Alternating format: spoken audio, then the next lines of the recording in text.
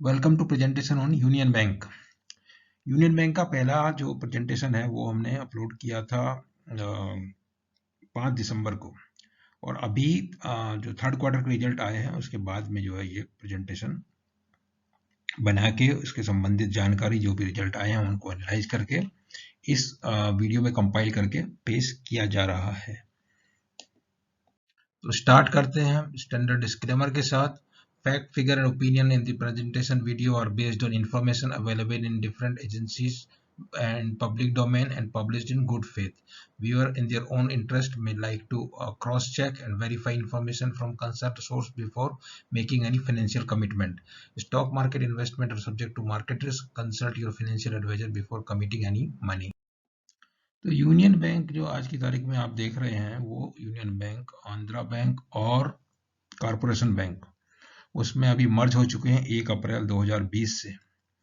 और जो union bank पुरानी थी उसका जो है स्थापना हुई थी 11 नवंबर 1919 को बम्बई के अंदर, और इंडिपेंडेंस के समय में उसके सिर्फ 3 ब्रांच थी, बम्बई में और एक सौराष्ट्र में। मतलब बहुत ज़्यादा ग्रो नहीं की, वो बहुत ही कंजर्वेटिव बैंक रही है शुरू से। जब 1969 में ये हुआ नेशनलाइजेशन तो यूनियन बैंक का भी उसमें पार्ट पहली लिस्ट में ही था, 14 बैंकों की लिस्ट में। 30 अगस्त 2019 को फाइनेंस मिनिस्टर ने घोषणा किया कि आंध्रा बैंक और कॉरपोरेशन बैंक जो है यूनियन बैंक में मर्ज हो जाएंगी, और मर्ज होने के बाद ये 5वीं सबसे बड़ी पब्लिक सेक्टर बैंक बनेगी, जिसके पास 14.5 लाख करोड़ के करीब असेट होंगे और 9,000 साढ़े 9,000 ऐसी कुछ ब्रांच होंगी। अगस्त 2002 में इनकी आई थी पब्लिक इशू 16 रुपया पर शेयर के भाव से 1503 करोड़ के लिए, और 17.5 रुपए में इसका लिस्टिंग हुआ था 25 सितंबर 2002 को। उनके अलावा जो इनकी कंस्टिट्यूएंट बैंक अभी जो इसमें मर्ज हो रही हैं वो है आंध्रा बैंक। आंध्रा बैंक की स्थापना हुई थी भोगी राजू पुत्तभी सीतारामैया 28 नवंबर 1923 मछलीपट्टनम आंध्र प्रदेश में।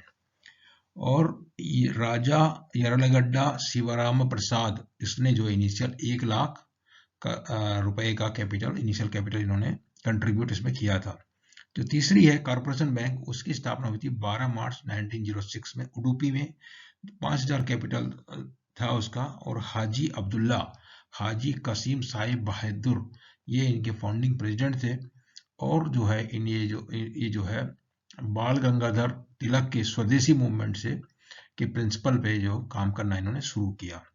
1 अप्रैल 2020 को Andhra bank and corporation bank amalgamate हो गई यूनियन बैंक में, जैसा अभी बताया, और 5वीं सबसे बड़ी बैंक जो है मार्केट कैप अभी इसका 5वें नंबर पर ही आ रही है। जो पब्लिक सेक्टर की 12 बैंक हैं उनमें 5वें नंबर पे इसका मार्केट कैप है 19,893 crore based on closing price of 29 January 2021। 18 zonal office, 125 regional office, करीब 9,500 ब्रांच और 75,000 एम्प्लॉय, ऐसा इसका मोटा मोटी आंकड़ा है। तो जो थर्ड क्वार्टर के रिजल्ट आए हैं उसके बारे में आपको ये हाइलाइट्स यहाँ पे हैं। तो इसमें टोटल बिजनेस की ग्रोथ हुई सिर्फ 1.7%, कुछ खास नहीं। डिपॉजिट ग्रोथ YoY 2.58%, कुछ खास नहीं। कासा 35% पे है, 271 बेसिस पॉइंट से इंप्रूवमेंट है, ये इंपॉर्टेंट है YoY, मगर 35% कासा जो है उससे बैंक चलती नहीं है, और इसके लिए उसका वैल्यूएशन भी आपको बहुत सस्ते में अभी भी ट्रेड हो रहा है। RAM का शेयर 56.87%, ये सभी बैंक जो है ये भेड़ चाल में एक तरीके से जा रही हैं, जो कारपोरेट की तरफ नहीं जाके सब रिटेल, एग्रीकल्चर, MSME सेक्टर में एक्सपोजर बढ़ाने की कोशिश में लगी हुई है। नेट इंटरेस्ट इनकम में 9% का इजाफा हुआ, ऑपरेटिंग प्रॉफिट में 12% का QoQ, ये थोड़ा अच्छा है, QoQ में 12% अच्छा है। YoY में 9% कुछ खास नहीं, और नेट प्रॉफिट जो है QoQ में 40% इंप्रूवमेंट 727 करोड़, ये भी बहुत अच्छा एक देखा जाएगा। मगर इसमें क्या है कि इसमें एक राइट बैक है टैक्स का बहुत बड़ा, तो उसको ध्यान में रखते हुए इसको लेना पड़ेगा। क्रॉस NPA 13.49 ठीक है, काफी अच्छा है, जिस तरह से इनके हाई NPA थे। और नेट NPA 3.27 थोड़ा ज्यादा है, 3 से ज्यादा नहीं होना चाहिए। और प्रोविजन कवरेज रेशियो 86% तक रेस्पेक्टेबल है। कैपिटल एजुकेसी रेशियो 12.98 जो है वो कम है, तो 60 BPS उसमें घट गया। प्रोविजन कवरेज रेशियो में भी जो है कुछ ये यहाँ पे ये 300 कुछ नजर आ रहा है। उसके बाद जब हम देखते हैं अलग से जो रिजल्ट है पिछला 6 क्वार्टर का, तो उसमें 6 क्वार्टर में क्या है, जो मार्च तक के जो रिजल्ट है वो स्टैंड अलोन यूनियन बैंक के पुरानी वाली के, और जो बाकी जो 3 क्वार्टर आप देख रहे हैं यहाँ पे, वो जो है वो तीनों के मिला के हैं। तो तीनों के मिला के जो कंपेरिजन हो रहा है, इसमें आपको 20,000-21,000 करोड़ के आसपास इसका टोटल इनकम आता है, और ऑपरेटिंग प्रॉफिट 4,000 करोड़ से भी 5,300 करोड़ है। ये काबिले तारीफ बोल सकते हैं इसको। और प्रॉफिट का जब पीबीटी प्रोविजन एक्चुअली क्या किया, 3,500 किया, अभी भी है, मतलब प्रोविजनिंग स्टेज में ही है, 5,294 करोड़ प्रोविजन उन्होंने किया है। और टैक्स का राइट बैक किया 671, इसके लिए 700 करोड़ प्रॉफिट जो है नजर आ रहा है। तो अभी जब खाली नेट प्रॉफिट देखते हैं या अर्निंग पर शेयर देखते हैं, तो उसके हिसाब से तो ठीक है। और दूसरा जो ग्रॉस एनपीए का परसेंटेज है वो 13.49 है, और नेट एनपीए 3.27, 19,000 करोड़ का जो है 28,000 करोड़ से 2 क्वार्टर में कितना गिरावट लाए हैं नेट एनपीए में, वो एकदम काबिले तारीफ है। बाकी जो आप डिपॉजिट्स देख रहे हैं, दिसंबर में जो है ये इतना जो टोटल डिपॉजिट 2.58% वाई इंक्रीज इसमें है, और कासा पोर्टफोलियो जो है वो 35.38 ये इनका है परसेंटेज। तो कासा काफी कम है इस बैंक का। तो जो फोकस रैम का बात करते हैं, रिटेल का जो है इसमें 7.5% वाई इम्प्रूवमेंट है, और एग्रीकल्चर में 7.88% वाई इम्प्रूवमेंट है, एमएसएमई में 4.86% इम्प्रूवमेंट है। उसके अलावा जो RAM advance in domestic advance 297 point BPS जो है उसका इम्प्रूवमेंट देखने में आया। उसके अलावा जो है आपका बैलेंस शीट की अगर बात करते हैं, तो बैलेंस शीट इसका कैपिटल जो है, कैपिटल कितना बढ़ गया है, 31 दिसंबर 2019 को 3423 करोड़ इसका कैपिटल है, जो अभी दिसंबर 2020 में बढ़ा के 6407 कैपिटल हो गया। और cost of net interest margin यदि देखते हैं, तो पहले जो क्वार्टर थी पुरानी, जो सिंगल स्टैंडअलोन यूनियन बैंक थी, उसकी 3.15 अच्छी थी, और जब ये दो घटिया वाली बैंक मर्ज हो गई, तो इनका जो है सितंबर में 2.78 काफी नेट इंटरेस्ट मार्जिन घट गया था, और अभी वो 2.94 तक इम्प्रूव हो गया है दिसंबर वाली क्वार्टर में। यील्ड ऑन फंड भी जो है दिसंबर के क्वार्टर में थोड़ा थोड़ा इम्प्रूवमेंट, ये जो भी देखने को कॉस्ट ऑफ फंड घटा है, यील्ड ऑन इन्वेस्टमेंट वगैरह, ये सब जो है पैरामीटर्स इस तरह से हैं। निम का जहां तक सवाल है, क्वार्टरली अगर देखते हैं, तो क्वार्टरली इनका एक डोमेस्टिक और ग्लोबल में कमी है, सब ट्रेन है सभी। पीएसयू बैंक में ग्लोबल ब्रांच है, उनकी कुछ खास अच्छा काम नहीं कर रही है। तो 2.98 जो है ये है डोमेस्टिक निम है, और 9 मंथली अगर देखते हैं, तो वो भी 2.86 आती है निम डोमेस्टिक, और 2.81 global total overall. Net interest income quarterly improvement अच्छा, 6293 से बढ़ के 6590, 4.85 वाई जो है इसमें दिखा रहा है क्वार्टरली में, और 9 मंथ में जो है 9% है, 17,000 करोड़ से 19,000 करोड़। उसके अलावा जो आप देखेंगे ऑपरेटिंग प्रॉफिट 5,827 करोड़ जो है दिसंबर 19 से अभी सितंबर 20 तक जो है 47 ये है ऑपरेटिंग प्रॉफिट। उसके बाद जो है दिसंबर में 5311, तो ये इम्प्रूवमेंट है काफी अच्छा। 9 मंथ में अगर देखते जाएंगे ऑपरेटिंग प्रॉफिट, तो 14,386 करोड़ से 14,079 करोड़ -2.14, ये आपका ऑपरेटिंग प्रॉफिट है 9 महीने का। तो 14,386 से जो है 14,079। नेट प्रॉफिट आप देखेंगे तो 3 महीने में 727 करोड़, और जो है 9 महीने में 1576 करोड़। FY20 के मुकाबले 500 की बजाय 1576, 544 की बजाय 9 महीने का, तो काफी सुधार इसमें जो देखने में नजर आ रहा है। कॉस्ट इनकम रेशियो में भी कंट्रोल किया जा रहा है, 44 है यहाँ पे पहले, लेकिन पिछली बार जो स्टैंड अलोन का जो था देखते हैं वो 41 करीब था, 42, तो ये अभी और कंट्रोल होना है, बाकी है इसमें। जैसे जैसे सिनर्जी बेनिफिट आएगा तो ये और नीचे आएगा।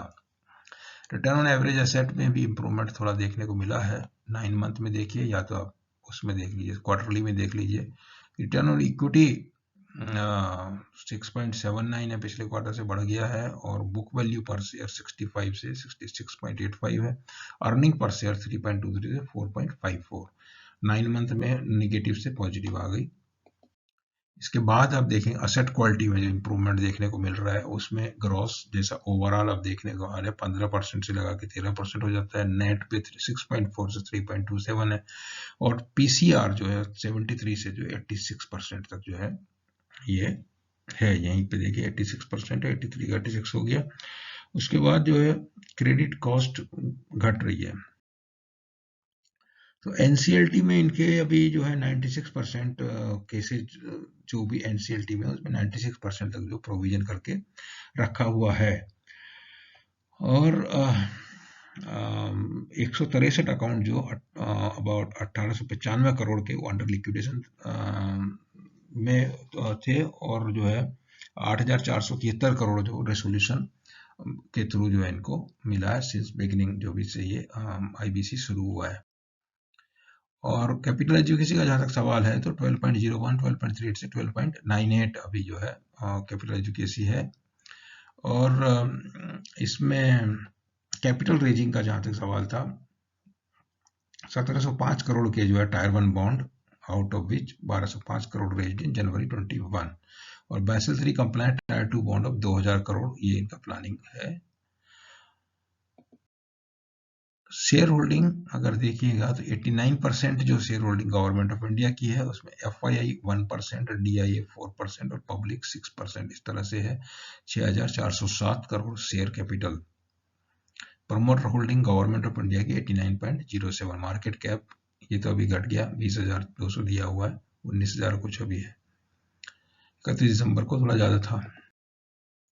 और बाकी जो मर्जर के बारे में अपडेट ये है कि तीनों जो बैंक 1 अप्रैल से साथ में आई, उनमें 9,500 प्लस ब्रांचेज हैं, 13,000 एटीएम है, 8.5 ट्रिलियन डिपॉजिट है, 5.5 ट्रिलियन एडवांस है, 120 मिलियन कस्टमर्स है, 77,000 एम्प्लॉई है।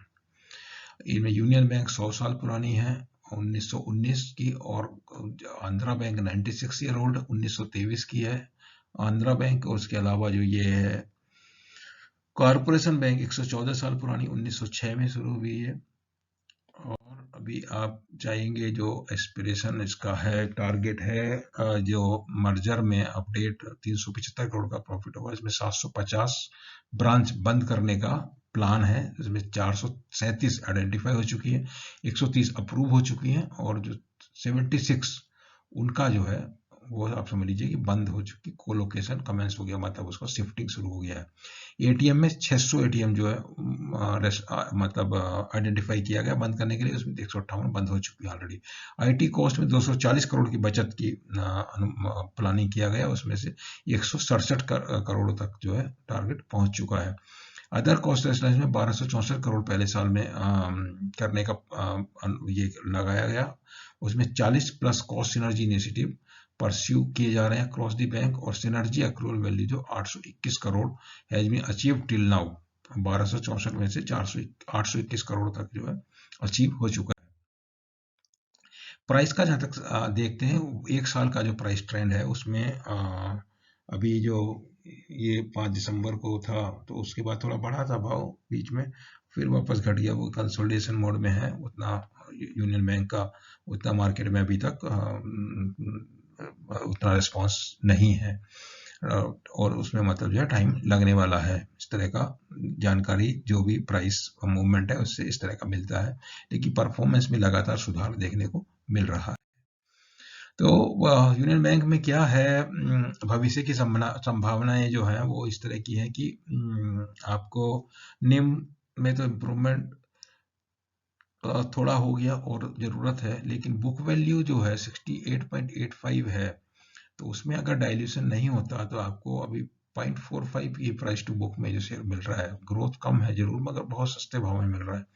और जो ग्रोस एनपीए नेट एनपीए जो है सिग्निफिकेंटली घट गया, पीसीआर अच्छा खासा रखा हुआ है, 5वें नंबर पे है, वैल्यूएशन 19,893 करोड़। और उसके अलावा कासा मगर कम है, कासा में जैसे जैसे इंप्रूवमेंट होगा, Y O Y 271 BPS improve हुआ और थोड़ा होगा तो जो है काफी अच्छा पोजीशन में आ जाएगा। कैपिटल एजुकेसी जो है 1,000 करोड़ रेज किया था टायर 2 बॉन्ड से 7.5% के हिसाब से, और अब ये जो है फिर भी अभी कैपिटल एजुकेसी कम है और जो रिसोर्स मोबिलाइजेशन की जरूरत है। तो ये पूरा जानकारी था यूनियन बैंक के बारे में, और उम्मीद है कि आपको ये जानकारी यूनियन बैंक के शेयर का जो प्राइस टू बुक है 0.45 वो एक बड़ा अट्रैक्शन है, और उससे आप अनुमान लगा सकते हैं यदि आपने इसमें निवेश किया हुआ है और या यदि आप निवेश करना चाहते हैं तो उसके बारे में जो भी जानकारी वीडियो में है, ये थर्ड क्वार्टर का रिजल्ट आने के बाद उसकी जानकारी आपको यहाँ पे मिलेगी। और ये जानकारी देख के पढ़ के सुन के आपको अच्छा लगता है तो आप जो वीडियो को लाइक कीजिए और चैनल को सब्सक्राइब कीजिए। चैनल के लिए ब्यूसंसी जो ट्विटर हैंडल है उसमें आपको हमारे पूरे वीडियो और बाकी संबंधित जानकारी वहां पे मिल जाएगी। आपको यदि कोई क्वेरी है तो क्वेरी आप जो यूट्यूब के कमेंट बॉक्स में पूछ सकते हैं या फिर ट्विटर में जाके जो है कमेंट पूछ सकते हैं। तो उसमें से आप यदि कुछ भी आपकी क्वेरी है उसके बारे में तो वो आपको क्वेरी पूछेंगे तो आपको जरूर जानकारी मिलेगा। तो this is all about union bank after third quarter result. Thank you very much.